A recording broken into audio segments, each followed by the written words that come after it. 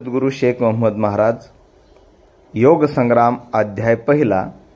कृपे संगे जो अवतरला तो सदा सिद्ध साधकेश्वर झाला। पवित्रपणे ईश्वरास आवडला सोयाती म्हणून या। चैतन्य सवे जो अवतरला तो पाषांड अनुवादला। निमालिया देवतांसी आवडला भूतपणे असे।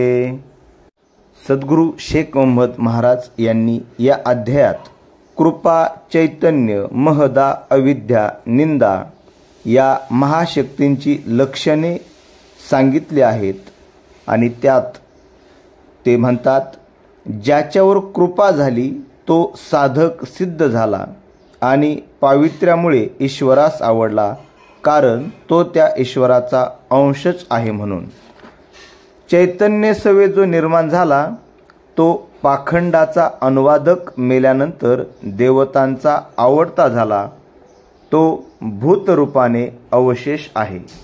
राम कृष्ण हरी।